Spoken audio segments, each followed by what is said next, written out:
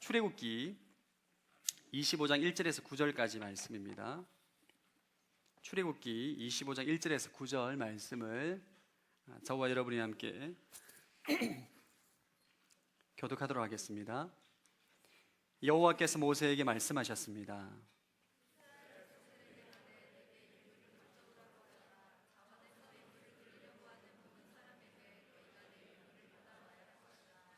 너희가 그들에게 받아올 예물들은 금, 은, 청동,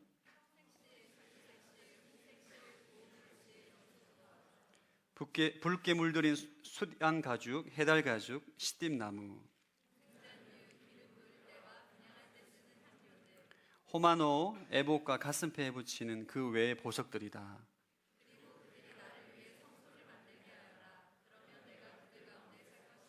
함께 읽겠습니다. 내가 너에게 보여줄 도안에 따라 틀림없이 장막과 그 모든 기구들을 만들어라. 아멘. 우리 시간 가슴에 손을 한번 얹고 한번 회개하며 기도하겠습니다. 한 주간 살아오면서 지었던 모든 마음의 생각 가운데 지었던 모든 죄악들, 입술로 모든 지었던 죄악들, 주님 예수 그리스도의 보혈로 회개하며 나아가오니 나를 정결케 하여 주옵소서. 정결한 마음을 주시고 정결한 생각 주시고 정결한 순결한 은혜를 허락하여 주옵소서. 우리 합심으로 한번 회개하며 기도하며 나아가겠습니다. 하나님 아버지 감사함을 드립니다. 이 시간 예수 그리스도의 보혈을 의지하여서 한 주간 살아오면서 지었던 모든 죄악들을 회개함으로 나아갑니다. 입술로 지었던 죄들, 생각으로 지었던 죄들, 마음으로 미워하고 분노하고 음란했던 모든 죄들을 예수 그리스도의 보혈로 회개하며 나아가오니 주님 나를 정결케 하여 주시옵시고 나를 씻어 주시옵시고 거룩한 인생으로 거룩한 삶으로 회복시킬 수 있는 은혜를 허락하여 주시옵소서. 아버지.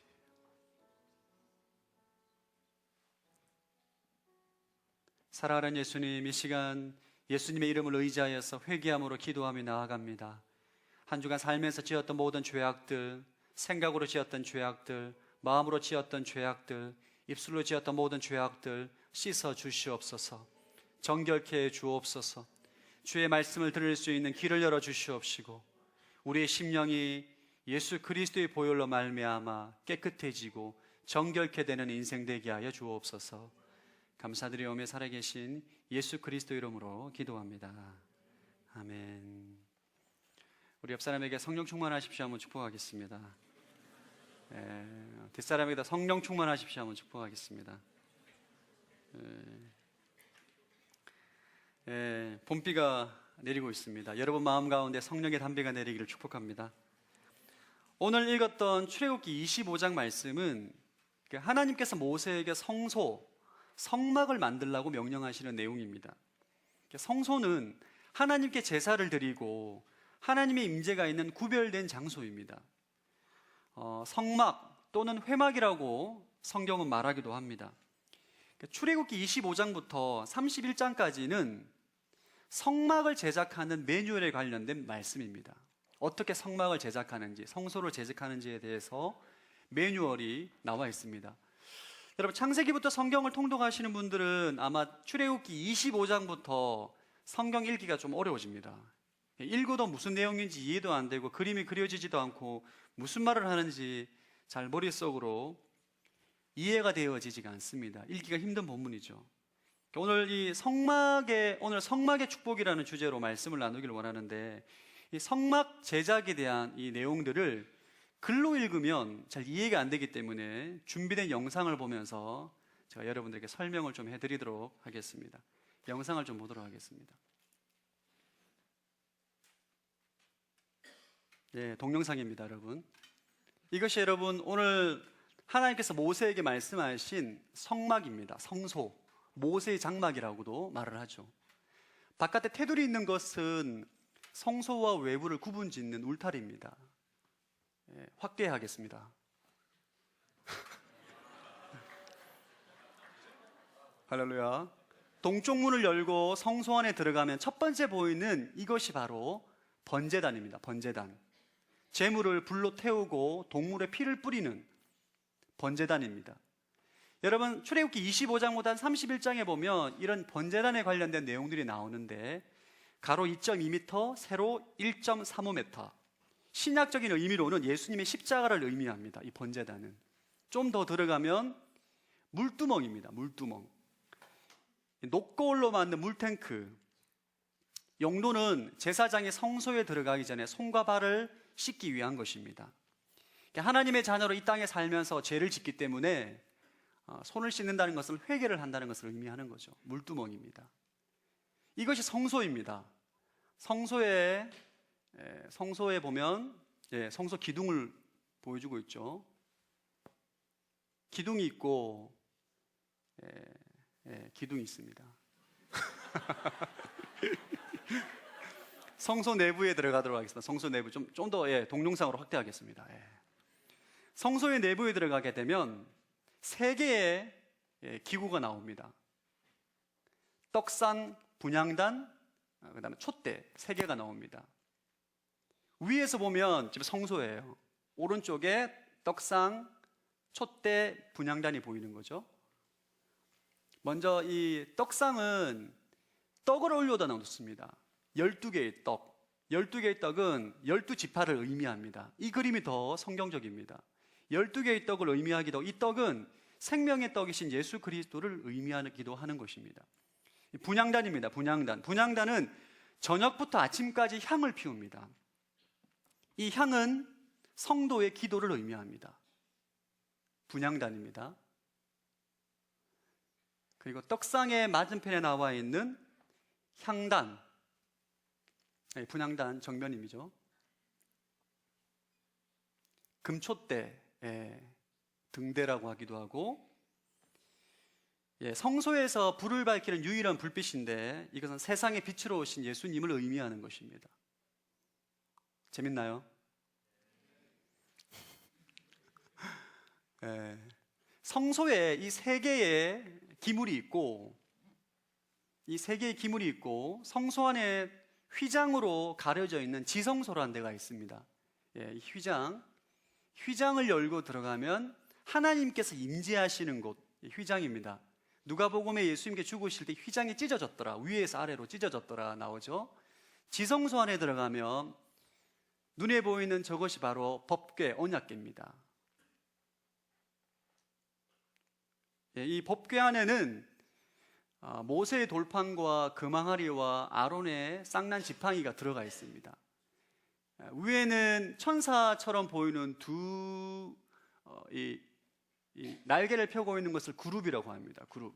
그래서 하나님께서 어디 임재하시느냐 하면 두 그룹 사이의 공간, 저 중간에 저기서 하나님께서 임재하신다.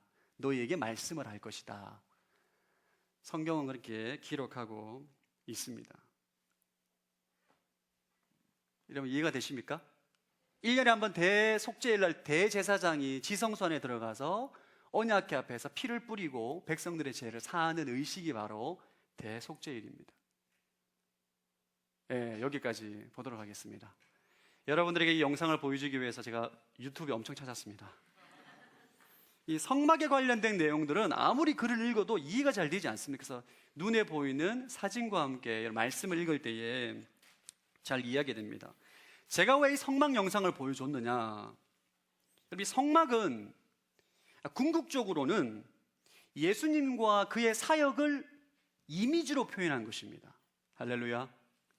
신약의 이 땅 가운데 오신 진짜 하늘의 완전한 장막, 완전한 하나님의 장막이신 예수 그리스도를 이 땅 가운데 보내시기 전에 이미지로, 교보제로 제사를 드리는 방법과 죄사함의 원리와 예수님이 우리에게 생명의 떡과 세상의 빛, 이러한 것들을 성막이라는 이미지로 이스라엘 백성들에게 보여준 것입니다. 오늘 성막의 축복이란 주제로 메시지를 나누기를 원하는데, 첫 번째 주제는 예수 치유와 회복의 이름이라는 주제로 말씀을 나누기를 원합니다. 이스라엘 백성들이 출애굽을 하고 난 다음에 광야에서 많은 축복을 받게 됩니다. 광야에서 처음 받았던 축복은 만나의 축복이에요. 광야에서 200만 명이 넘는 이스라엘 백성들이 이동하면서 매일 아침마다 만나가 내립니다. 만나를 주워서 먹기만 하면 돼요. 요리해서 먹기도 하고 삶아 먹기도 하고 만나의 축복을 경험하게 됩니다. 그리고 받은 축복이 율법의 축복입니다. 십계명과 율법을 통해서 이스라엘 백성들은 무엇을 배우게 되냐 하면, 어떻게 하면 복을 받는 인생으로 사는가, 어떻게 하면 저주받은 인생으로 살아가는가, 복과 저주의 원리를 알게 됩니다. 그리고 시내산에서 지난주였죠, 언약을 통해서 하나님의 백성으로 계약을 맺게 됩니다. 그들은 이제 율법을 받고 십계명을 받고 하나님의 자녀로 계약을 맺은 관계로 이 땅 가운데 살아가는 이집트 민족의 비참한 종으로 살아가던 신분이 자유인이 되었을 뿐만 아니라 하나님의 자녀가 되었다는 놀라운 축복을 경험하게 되는 거죠. 근데 문제는 언약 백성이고 율법을 받았음에도 불구하고 계속 죄를 짓는다는 거죠, 여러분. 저와 여러분이 예수를 믿고 하나님의 자녀가 되었음에도 불구하고 우리 이 땅 가운데 살아갈 때는 죄를 짓는다는 것입니다. 율법을 지켜야만 복을 받는다는 것을 알고 있는데 문제는 알고 있음에도 불구하고 죄를 짓는다는 거죠. 죄로 인해서 인생이 무너지고 망가지게 된다는 것입니다. 죄를 짓게 되면 어떻게 해야 되는가? 우리가 죄를 지었을 때 어떻게 해야 되는가? 이것에 대한 해답이 바로 성막입니다. 성막에서 동물의 피로 제사를 드리면서 죄의 문제를 해결하고 하나님을 예배하고 주님의 임재 가운데 거하면서 죄사함의 축복과 용서의 축복과 하나님께서 다시금 나를 회복시켜 주시는 치유와 회복의 은혜를 경험하는 곳이 바로 성막이에요. 따라합시다. 성막은 치유와 회복의 장소이다. 성막은 광야에서 생활하는 이스라엘 백성들에게 치유와 회복의 장소인 거예요. 율법을 지키며 살아가면서 죄를 지을 때마다, 실수할 때마다, 정죄감이 들 때마다 성소에 가서 제사를 드리고 동물의 피로 제사를 드리면서 내 죄가 사함을 받았다, 용서를 받았다는 것을 확인하고 하나님의 은혜를 경험하는 곳이 바로 성막입니다. 이 새언약, 예수 그리스도로 말미암은 새언약 백성인 우리에게 이 성막이 바로 예수님이십니다. 믿으십니까?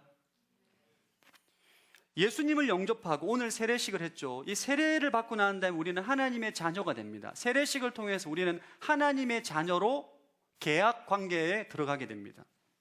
우리는 예수님을 알고 난 다음에 죄가 무엇인지, 축복이 무엇인지, 하나님의 은혜가 무엇인지를 알게 됩니다. 근데 문제는 우리가 하나님의 자녀로 이 땅 가운데 살아감에도 불구하고 죄를 짓고 무너질 때가 있다는 거예요.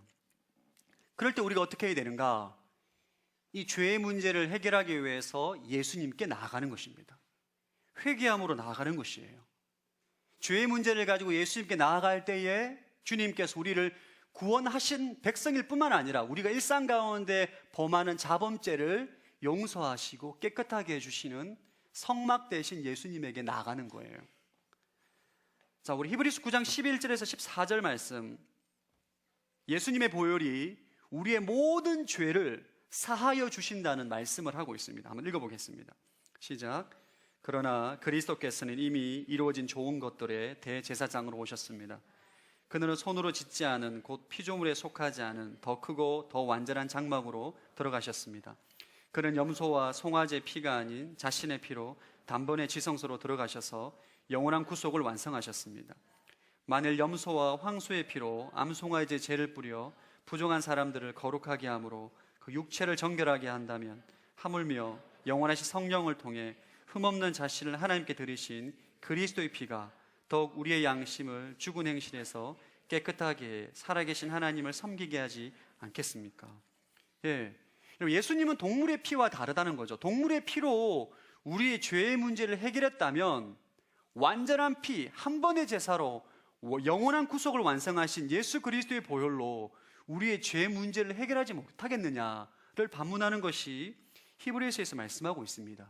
결론적으로 여러분이 언약 백성으로 이 땅 가운데 삶을 살아갈 때 짓는 모든 죄들은 예수님의 보혈로 이 죄의 문제를 해결할 수 있다는 거예요. 할렐루야. 이것이 복음입니다. 오늘날 우리는 더 이상 동물의 피로 하나님께 제사를 드리지 않습니다.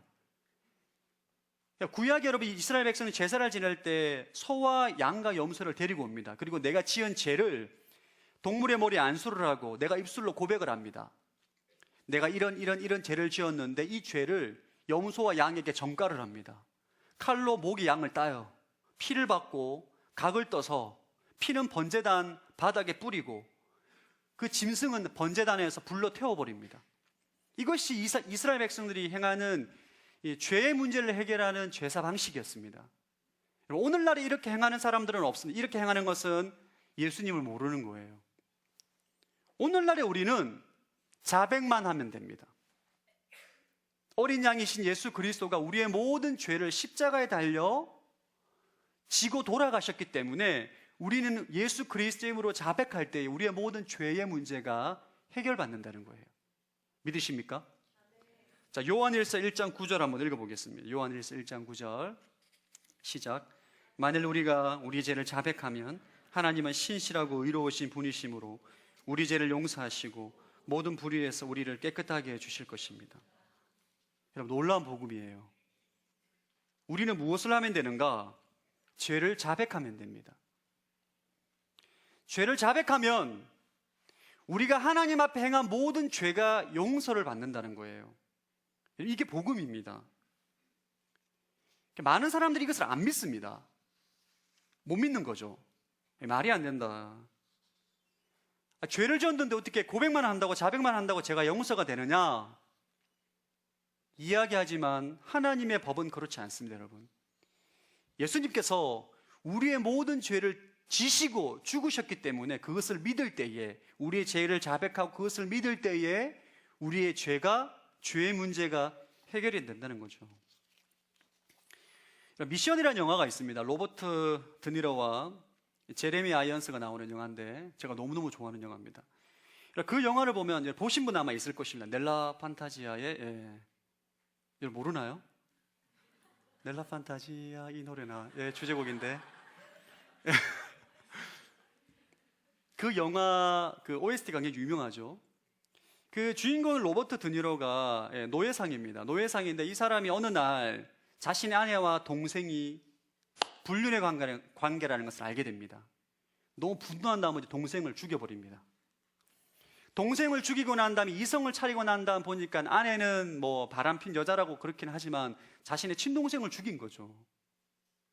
엄청난 죄책감이 시달리게 됩니다. 이 죄책감으로 인해서 이 로버트 드니로는 굉장히 무거운 갑옷을 그물에 묶어가 자신의 몸에 묶고 산에 갈 때도 그것을 들고 다니고 막 어디 갈 때든지 그 갑옷을 끌고 다닙니다. 굉장히 무거운 거죠. 고행을 하는 거죠. 너무너무 마음이 괴로우니까 고행을 통해서 이 죄의 문제를 해결하고자 죄책감이 사라지기를 원하는 마음으로 갑옷을 들고 다닙니다. 인간의 기본적인 사고는 그와 같습니다. 내가 만약에 죄를 짓게 되면 그에 합당한 대가를 내가 지불해야만 이 죄의 문제가 사함을 받는다는 것을 기본적인 가지고 있는 인간공부 사상이에요. 대부분의 사람이 다 그런 사고를 가지고 있습니다.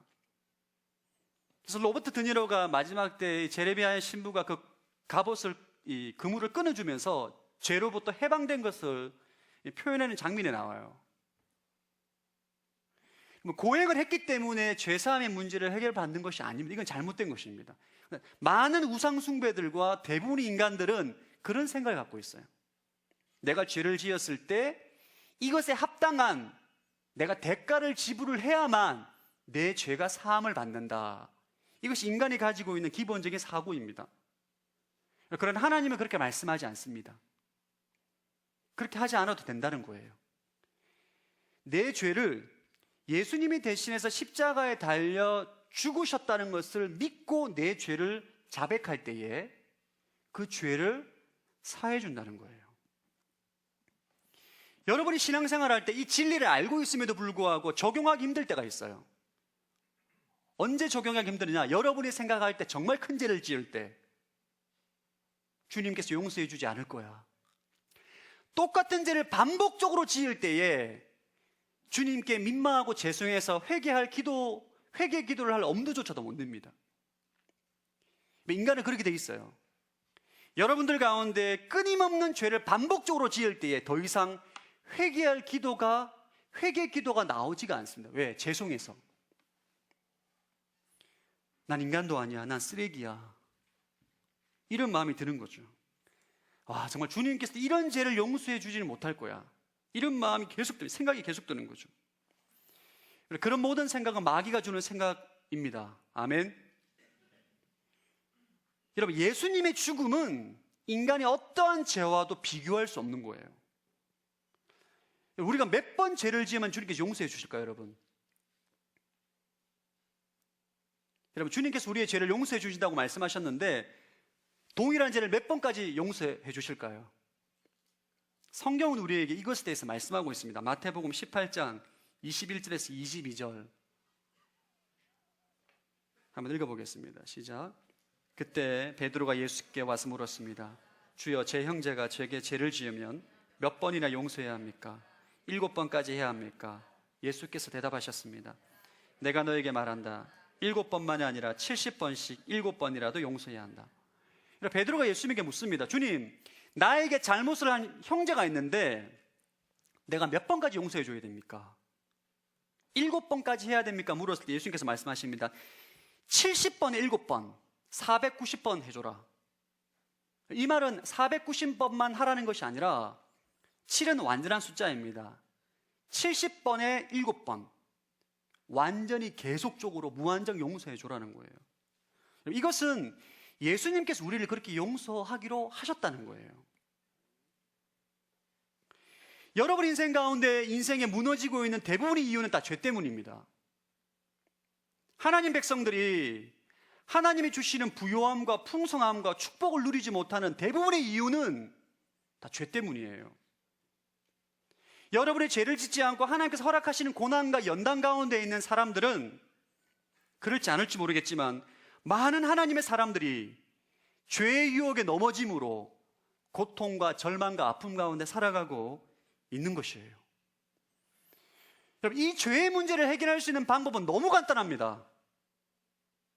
그 예수님의 보혈의 은혜를 믿고 죄를 자백하는 거예요. 몇 번?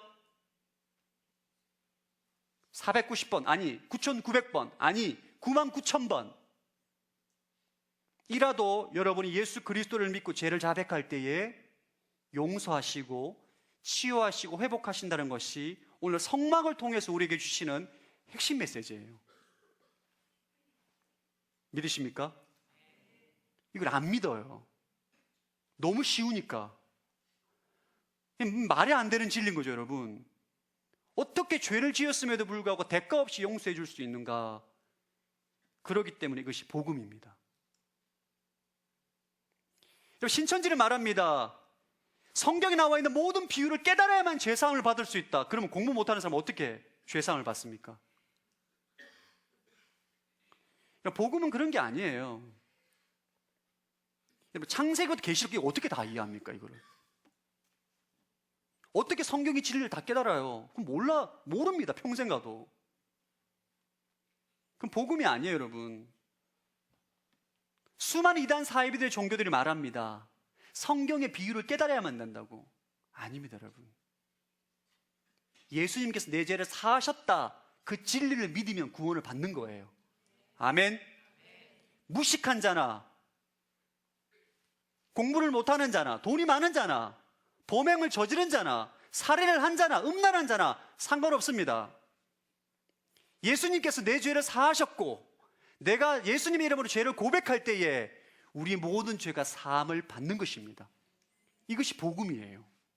이것이 진리입니다. 이것이 이 땅 가운데 허락하신 예수 그리스도의 복음이에요. 컴퓨터가 바이러스로 엉망이 되면 아무리 백신을 깔고 아무리 다른 소프트 프로그램을 깔아도 해결이 안 됩니다. 그럴 때는 한 가지 방법밖에 없어요. 포맷을 하면 됩니다. 여러분의 인생의 죄의 문제로 무너졌을 때 예수 그리스도의 보혈로 포맷을 하시면 돼요. 할렐루야. 깨끗해지게 됩니다. 하나님의 관점에 볼 때는. 여러분, 사람은 하나님의 관점이 아니기 때문에 예수님의 이름으로 회개하고 제사함을 받은 자에게 정죄하고 비난합니다. 그러나 하나님 그렇지 않아요. 내가 너를 죄 없이 보겠다. 정결한 인생으로 보겠다. 깨끗하게 보겠다. 말씀하시는 거예요. 제가 한번 나눴던 것 같기도 한데 여러분, 지존파라는 조직 아십니까? 1980년도에 대한민국을 충격으로 몰아넣었던 폭력 조직입니다. 이들은 부자에 대한 적개심으로 인해서 이유 없이 부자를 죽입니다. 심지어는 인육까지 먹었어요. 나이가 어리신 분들은 잘 모르실 텐데 네이버에 지존파라고 검색하시면 충격적입니다. 진짜 인간의 탈을 쓰고 이런 일을 할 수 인간의 탈을 쓰고 이런 일을 할 수 없을 만큼 악행을 저질렀습니다. 이 지존파에게 제가 복음을 직접 전하신 분에게 얘기를 들었어요. 지존파가 다 예수 믿고 천국 간 거 아십니까? 사형장에 들어갈 때 찬송가 부르면서 들어갔다는 거예요. 내가 진작 이 복음을 알았으면 내가 인생을 이렇게 살지 않았을 텐데. 너무너무 아쉽고 너무너무 안타깝다. 그러나 지금 내가 예수님을 믿고 죄사함을 받았기 때문에 찬송을 부르면서 사형장에 들어가서 사형 선고를 받은 거예요. 그럼 지존파든 더한 죄를 지었든 예수님의 보혈은 우리의 죄를 사하시는 능력이 되시는 줄로 믿습니다. 이것이 복음의 진리자 우리에게 성막을 보여주신 이유입니다. 따라합시다. 회개는 회복의 시작이다. 여러분이 아무리 죄로 인해서 인생이 무너지고 망가져도 회개하면은 인생이 새로워지게 됩니다.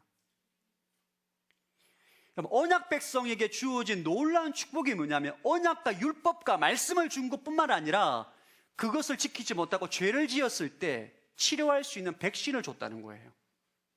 그것이 성막이자 영원한 하늘의 성막이신 예수 그리스도입니다. 자, 여러분들 가운데 치유와 회복이 필요하신 분이 계시다면 예수 그리스도의 이름으로 회개하기를 축복합니다. 여러분의 마음에 지었던 모든 죄악들, 정죄감들, 죄책감들 예수 그리스도의 이름으로 자백하기를 축복합니다. 여러분이 요한일서 9장 말씀을 믿고 회개하고 자백했음에도 불구하고 여전히 죄책감에 시달리는 것은 이 말씀을 믿지 않는 거예요. 마귀의 비판과 조롱에 여러분의 귀를 기울이는 것입니다. 여러분 믿으시기 바랍니다.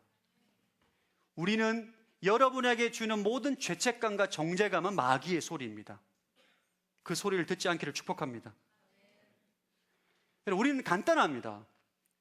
예수님에게 나아가서 성막이신 예수 그리스도에게 나타나서 우리의 죄를 자백하고 주님 제가 이러한 죄를 지었습니다.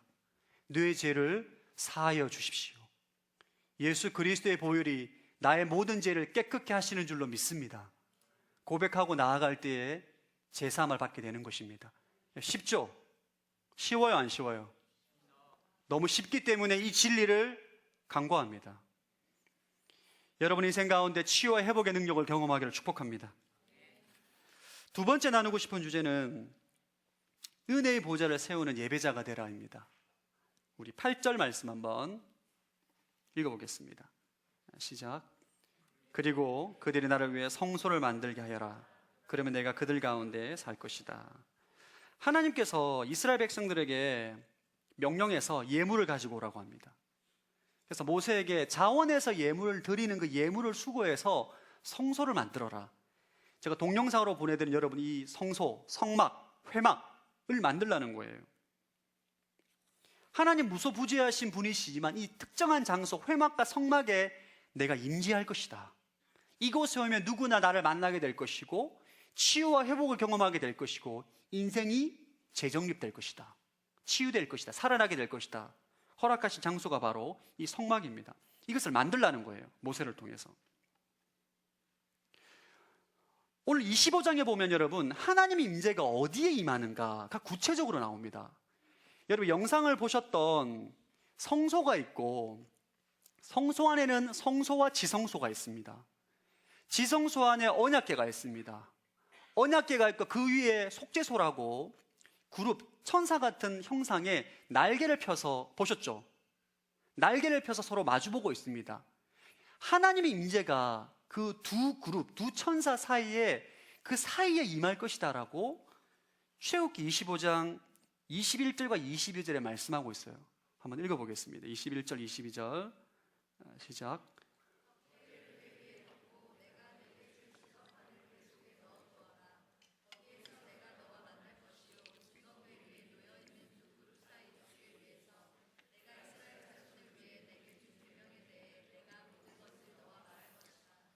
두 그룹 사이에 덮개 위에서 두 그룹 사이에 덮개 위에서 그곳에 하나님께서 임재하실 것이고 너희들에게 내가 말을 전할 것이다.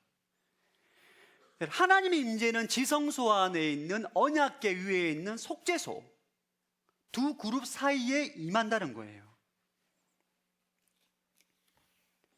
이것을 기억하셔야 돼요. 모세의 성막은 시대의 흐름에 따라 조금씩 변합니다. 모세의 성막으로 하나님께 예배를 드리고 제사를 드리다가 다윗 시대에 이르렀을 때 다윗이 하나님을 너무 사모해서 성소에 있는 언약궤만 다윗 성에다가 배치합니다.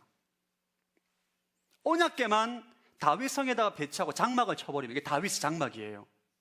거기서 1년 360일 24시간 예배를 드립니다. 성가대 10,000명, 찬양팀 수백 명에서 1년 360일 24시간 예배를 드립니다. 이게 다윗의 장막이에요. 그러다가 솔로몬 시대에 솔로몬의 아버지의 유언에 따라 성전을 짓게 됩니다. 모세가 만든 성막과 기구 대신에 성전을 만들고 동일한 기구를 만듭니다. 그리고 솔로몬의 성전을 만들어요. 그리고 그 지성소 안에 언약궤를 갖다 놓습니다. 바벨론의 심판으로 인해서 이 성전이 무너지게 됩니다. 그리고 바벨론 포로가 70년이 끝마치고 난 다음에 유대 땅으로 돌아와서 수룹바벨이라는 사람이 다윗의 후예인 수룹바벨 성전을 만듭니다. 굉장히 작은 성전을 만들어요. 이 성전도 무너지게 됩니다. 이 성전이 무너지고 난 다음에 예수님 시대에 헤롯이 성전을 만듭니다. 헤롯 성전. 사복음서에 보면 헤롯 대왕이 나오죠. 그 사람이 솔로몬의 성전에 버금가는 크기의 헤롯 성전을 만듭니다. 이 성전도 무너지게 됩니다. 로마군에 의해서. 지금은 성전이 없어요. 지금은 하나님께서 임재하는 성전이 어디에 있는가? 완전한 성전 되시고 성막 되신 예수 그리스도를 믿는 저와 여러분의 몸이 하나님의 성전인 거예요. 아멘. 자, 고린도전서 3장 16절에 17절 한번 읽어보겠습니다. 시작. 여러분은 자신이 하나님의 성전인 것과 하나님의 성령께서 여러분 안에 계시는 것을 알지 못합니까? 만일 누구든지 하나님의 성전을 파괴하면 하나님께서 그 사람을 멸하실 것입니다. 이는 하나님의 성전이 거룩하기 때문입니다. 여러분이 바로 하나님의 성전입니다. 여러분, 새언약 백성인 우리는 더 이상 구약의 성막과 성전이 필요가 없습니다. 왜냐하면 우리 몸이 성전이기 때문이에요. 여러분 마음이 바로 지성소이기 때문입니다. 여러분 마음 안에 성령 하나님이 임재하시는 성소가 되는 거예요. 할렐루야. 이게 놀라운 축복입니다. 사람들이 우리 안에 성소가 있기 때문에 성령의 임재가 있습니다. 그리스도인은. 근데 하나님의 임재를 못 누리는 거예요. 하나님의 임재를 경험하지를 못하는 거예요. 하나님의 임재를 경험하지 못하기 때문에 내 몸이 성전인 것과 내 안에 성령님이 내주하시다는 것을 잘 못 믿는 것입니다. 왜 우리는 하나님의 임재를 경험하지 못할까? 우리는 왜 하나님의 임재를 경험하지 못할까? 그 이유가 출애굽기에 나와 있습니다. 자, 출애굽기 25장 17절에서 20절 다시 한번 읽어보겠습니다. 시작. 순금으로 속죄 덮개를 만들되 길이는 2.5 규빗, 너비는 1.5 규빗으로 하여라. 덮개 끝에는 금을 망치로 두들겨 그룹 2개를 만들되 한쪽은 이쪽 끝에 또 한쪽은 저쪽 끝에 두어라. 곧 그룹을 덮개 양 끝에 두고 덮개와 한 덩어리로 만들어라. 그룹은 날개가 위로 펼쳐져 있어 날개가 덮개를 가리게 하고 둘이 서로 얼굴을 마주하되 덮개를 바라보게 하여라. 이것이 주님의 임재와 무슨 관련이 있는 말씀인가 라고 생각하시는 분들이 계실 거예요. 여러분, 하나님의 임재가 머무는 속죄소가 어떻게 제작되어지는가를 봐야 됩니다. 주님의 임재가 머무는 언약궤 뚜껑, 그룹이 날개를 펴고 있는 것을 속죄소라고 말하는데, 여러분, 이것을 제작할 때에는 금으로 주조해서 만들지 않습니다. 금을 불에 녹여가지고 틀에다가 부어서 만들지 않습니다. 순금을 불에 달궈서 망치로 때려서 만듭니다. 이게 속죄소예요. 여러분이 영상으로 보았던 그룹이 날개를 펴고 있는 그것은 망치로 때려서 만든 거예요. 이것은 우리에게 굉장히 많은 영적인 메시지를 줍니다. 주님의 임재는 어디 임하는가? 불로 달구고 망치로 연단한 속죄소에 임한다는 거예요. 이것은 다른 말로 하나님의 불 가운데 연단된 예배자에게 하나님께서 임한다는 것입니다. 할렐루야. 여러분, 우리가 신약의 언약 백성으로 성령님을 내 안에 모시고 성전으로 살아가는데 많은 그리스도인들이 하나님 임재를 경험하지 못한다. 어떨 때는 하나님 임재를 경험했다고 어떨 때는 하나님 임재를 경험하지 못하는 삶을 살아갑니다. 왜 그런가? 오늘 본문에 나오는 속죄소처럼 시련과 연단 가운데 정금과 같은 예배자로 살지 않기 때문이에요.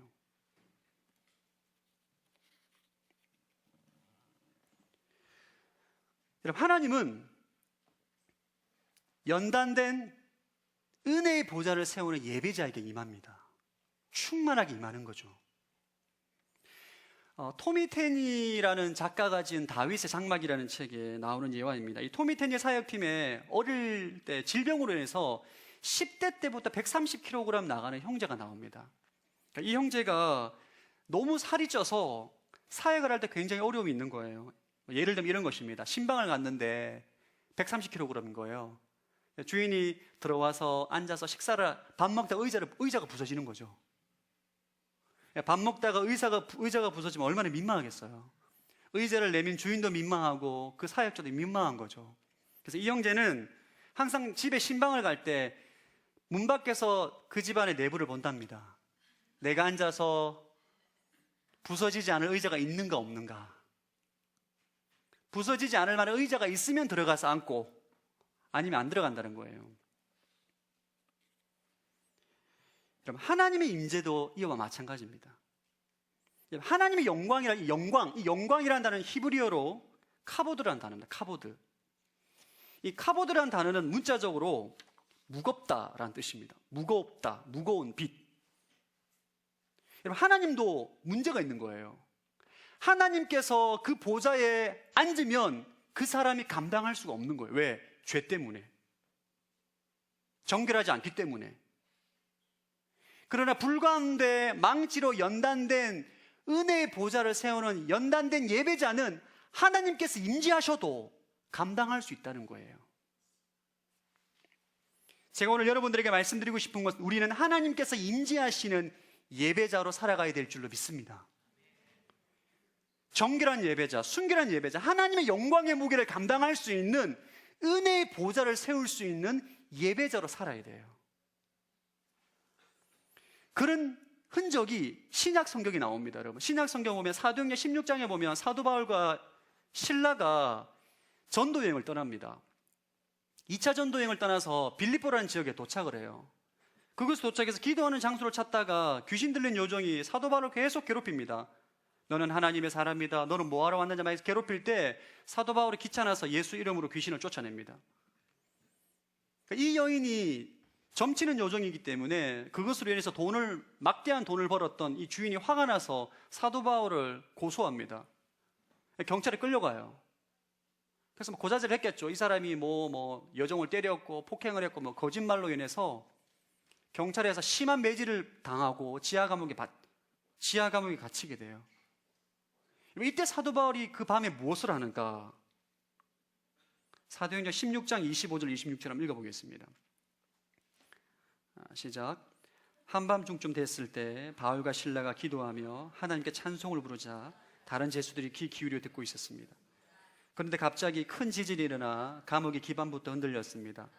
곧바로 감옥 문이 모두 열리고 제수들을 묶고 있던 쇠사슬도 다 풀렸습니다. 심한 매질을 당하고 복음을 전하다가 매질을 당하고 감옥에 갇혔을 때 사도 바울과 실라는 원망하지 않습니다. 일반적인 사람은 원망하게 돼 있어요. 주님, 내가 주님을 위해서 헌신했는데 대가가 이것이 무엇입니까?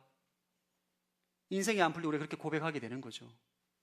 바울과 실라가 뭘 하느냐? 지하 감옥에서 찬송하고 기도합니다.